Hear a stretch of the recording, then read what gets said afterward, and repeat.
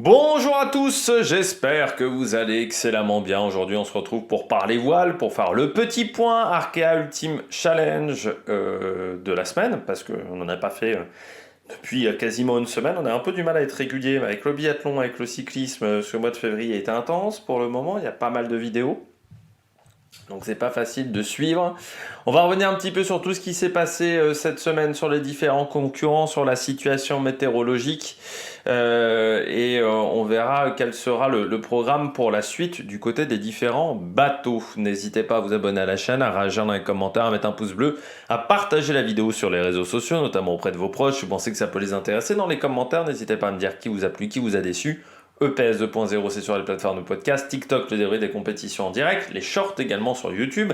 Si vous avez les moyens et que vous voulez soutenir mon travail, vous pouvez faire un super thanks. Et puis, n'hésitez pas à rajouter la petite cloche, comme ça vous êtes au courant des dernières vidéos qui sortent sur la chaîne. Et puis, vous avez également les différentes playlists sur la chaîne. On commence tout de suite avec la situation. Bon, au niveau classement général, pas de modification. C'est-à-dire que Gitana est toujours en tête, devant Banque Populaire, devant Sodebo, devant Actuel Adagio. Ça ne veut pas dire qu'il ne s'est rien passé pendant la semaine. On va commencer déjà par... on s'était quitté avec Gitana qui passait seulement le Cap Horn. Vous voyez que Gitana est maintenant le long du Brésil, mais vous voyez que la remontée de cet Atlantique Sud est pas évidente. Et puis derrière, deux autres bateaux ont passé le Cap Horn, c'était hier. C'était Banque Populaire et Sodebo avec des conditions plus musclées après ce Cap Horn, mais plus rapide aussi. Autant Banque Populaire, Gitana a eu des conditions vraiment anticycloniques. Il s'est retrouvé vraiment dans une zone de molle complète pendant toute une journée. Ça a été compliqué à gérer. Autant des conditions plus cassantes pour Sodebo et Maxi Banque Populaire, mais beaucoup plus de vent. C'est-à-dire que là, vous voyez, ça navigue toujours à 29 nœuds.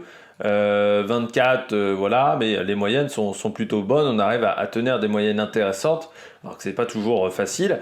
Alors que la moyenne devant de Maxi et Mondrochill, elle est que de 15 nœuds 7 sur 24 heures. C'est loin d'être le bateau qui a fait le plus de 1000 sur les dernières 24 heures. Donc voilà, la situation n'est pas évidente du tout. Pour Gitana, ça s'est pas mal ralenti devant. Et on voit que autant elle était sur les bases du record de François Gabard, autant les bases de ce record se sont un petit peu éloignées là, ce qui est toujours compliqué. Je dis souvent, tout le monde dit le Pacifique c'est plus compliqué, les mers du Sud c'est plus compliqué. Moi je dis toujours, c'est ce passage-là, parce qu'on croit après le Cap Horn que c'est fini, et dans ce coin-là, il y a beaucoup de manœuvres à faire, parce qu'il n'y a pas beaucoup de vent, et souvent le vent n'est pas dans votre sens. Là, ils ont de la chance, vraiment Sodebo et Banque Populaire, parce que normalement, vous avez plutôt du vent contraire. Et c'est toujours très, très compliqué. C'est une zone vraiment où au niveau météo, les cartes déjà sont rarement fiables et où vous êtes obligé de longer les côtes. Sauf qu'il y a pas mal de bateaux de pêcheurs, il y a pas mal de cargos également dans ce coin-là. Donc forcément, risque de contact, risque d'OVNI qui est augmenté. Et puis les bateaux sont maintenant usés, c'est-à-dire que Gitana n'a pas fait de pause. Donc Gitana, il a un bateau qui commence à être un peu entamé, forcément. Après pas loin de 36 jours de mer, le bateau, il n'est pas frais comme lorsqu'il est parti de Brest. Donc il faut aussi gérer les différentes pannes, les différents soucis techniques, les équipements qui parfois ne marchent plus. Ce qui fait qu'en fait, c'est beaucoup moins reposant ce qu'on pourrait croire. Et je dis toujours ce qui s'est passé avec Clarence Kramer, qui nous avait fait une petite dépression après le Cap Horn, parce que, oui, on dit à chaque fois, après le Cap Horn, t'as vraiment fait le plus dur. Sauf que non, il y a cette remontée de l'Atlantique Sud qui est toujours pénible. Et je dirais qu'une fois que tu as passé l'équateur, là, tu peux souffler. Parce que quand tu as passé l'équateur, après, c'est assez facile. Le vent est plutôt avec toi. Surtout le vent la mer est moins cassante. Là, c'est vrai que la mer est plus calme par rapport au Pacifique, mais tu as toutes ces manœuvres à faire, tu as toute sa gestion météo à faire. Faudra voir également si dans les heures à venir, dans les jours à venir, il n'y aura pas un choix technique d'un mode Ghost, parce que pour l'instant, aucun bateau n'a utilisé le mode de Ghost, je crois, si j'ai pas raté des événements. Donc il faudra voir si un des bateaux utilise le mode Ghost. Donc je rappelle, le mode Ghost, c'est pendant 24 heures, vous n'apparaissez plus sur les cartes. Donc le bateau disparaît complètement. et vous pouvez tenter un choix tactique. Pour l'instant, aucun concurrent ne l'a utilisé, mais on va voir si ça ne va pas être utilisé maintenant. Parce que pour le moment, on va dire, il y a deux bagarres. Il y a la bagarre pour la 4e place, la bagarre pour la 2e place, où ça reste très serré. Gitana a encore une marge, même si vous voyez quand même que l'écart a fondu pour Gitana. On avait quasiment 3000 milles d'avance. Ça, c'était la semaine dernière. On n'en a plus que 1846. Il a perdu 1000 milles d'avance. C'est pour dire quand même les conditions compliquées qu'il a sur cette remontée de l'Atlantique Sud, où pour l'instant, il galère, il est obligé de manœuvrer. C'est vraiment une situation qui n'est pas évidente, alors que ses petits collègues derrière, ils ont du vent. Et ils ont du vent un petit peu plus fort que lui. Et on voit sur les dernières 24 heures qu'il a été moins rapide. Donc, Gitana, pas trop de vidéos sur la semaine du côté de Gitana, à part pour annoncer qu'il avait passé le Cap Horn, donc il n'y a pas l'air d'avoir de problème. Du côté de Sodebo, il s'est fait une belle frayeur, Thomas Coville, parce qu'il y a eu un peu un arrêt buffet avec son bateau, il l'a dit, et en fait, il a eu un choc avec une vague, et il est tombé sur l'épaule. Heureusement, il ne s'est pas fait trop mal, parce qu'on sait que maintenant ces bateaux-là, et pourtant c'est pas les IMOCA, parce que les IMOCA c'est encore pire, mais on sait que c'est des bateaux qui peuvent parfois planter, beaucoup plus rarement, parfois avoir des petits chocs comme ça qui sont violents, et il faut faire attention. C'est moins pire que les IMOCA, parce que vraiment les IMOCA maintenant, il y a quand même des concurrents qui ont eu des traumas crâniens sur des IMOCA, donc c'est même un phénomène qu'il faudra prendre en compte pour le prochain Vendée Globe. Cet aspect-là, trauma crânien, comment on fait si un concurrent a un trauma crânien, je ne sais pas si un protocole a été mis en place.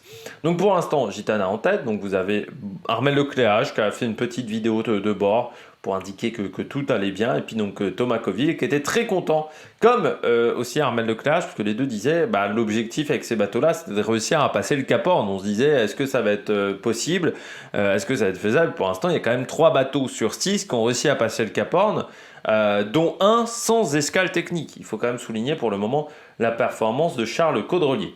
Derrière, on a Actual qui a dû faire un deuxième arrêt minute. J'ai envie de dire, de nouveau un problème de foil pour Actual. C'est-à-dire qu'il avait un souci, son foil ne restait pas en position basse. Donc, ce qui peut être problématique, puisque vous pouvez l'endommager dans ce genre de situation, donc quand il est au vent, ce foil. Donc l'idée était de retravailler encore, de réparer. C'était une petite réparation, mais il a dit qu'il était un peu obligé de le faire à ce moment-là de la course. Donc il a été obligé de faire cet arrêt minute, ce qui lui a fait perdre un petit peu de temps, surtout 24 heures, tout simplement. Ce qui fait qu'Adagio est toujours pas très loin, parce qu'Adagio, ça tartinasse quand même pas mal. En ce moment pour le bateau d'Éric Perron, qui est dans des situations où certes son bateau n'est pas volant, mais comme l'a dit Sodebo, Thomas Coville l'a dit, en fait on a beaucoup de mal à voler dans le Pacifique, et on s'aperçoit que le Pacifique c'est peut-être pas forcément le terrain propice au vol pour les foilers, parce qu'il le disait, c'est compliqué d'avoir du vol stable dans le Pacifique. Il a dit déjà dans l'océan Indien il avait du mal, alors dans le Pacifique il a eu encore plus de mal. Et Adagio, lui, il n'a pas de souci là, parce qu'il a un bateau plus classique, c'est-à-dire que dans ce genre de situation, il s'en sort un peu mieux que ses petits collègues, vu qu'il n'est pas volant, donc il arrive à optimiser au maximum la performance de son bateau. Mais c'est quand même une belle perf qu'il fait Éric Perron depuis le début de course, parce que pour un bateau d'ancienne génération, il se bagarre, il garde le moral aussi, il lutte toujours. Ce qui pourrait dire, je mets le frein à main, je m'arrête en Australie, je sais que je peux plus aller chercher le podium, ou je peux plus chercher autre chose qu'une 5e ou 4e place, potentiellement. Mais non, il se bagarre toujours en lutte pour la 4e place. Pourquoi je disais? Parce qu'il n'y a que 1000 d'écart entre les deux, avec l'arrêt minute de Actual, donc ça reste quand même un match assez serré. On garde les moyennes sur 24 heures, donc comme je vous disais, le bateau qui a le parcours le plus de 1000, c'est Actual, qui a fait 592 000 nautiques, donc c'est plutôt pas mal pour ce bateau. Banque Populaire, 513 000 nautiques de parcouru, c'est mieux que les 405 de Sodebo. Mais encore une fois, la lutte est très serrée entre ces deux bateaux, parce que Sodebo réaccélère désormais. Et puis Adagio a fait 472 000, donc devant Sodebo. Donc on voit que tout ça se tient plutôt pas mal. Et puis le bateau qui a fait le moins de 1000, au final, c'est Maxi Edmond de Rothschild qui a été un petit peu en difficulté. On regarde la météo sur les prochaines heures de course, et ben vous voyez que la situation va un peu s'améliorer quand même pour Edmond de Rothschild avec un peu plus de vent. Du côté de Armel Lecléache et Sodebo, le vent devrait un peu se calmer, mais l'objectif ça va être de rester dans une zone avec du vent costaud pour tenter de remonter encore une fois sur Edmond de Rothschild. Et puis du côté des autres bateaux, là vous voyez qu'on sera toujours dans les dépressions du Mer du Sud.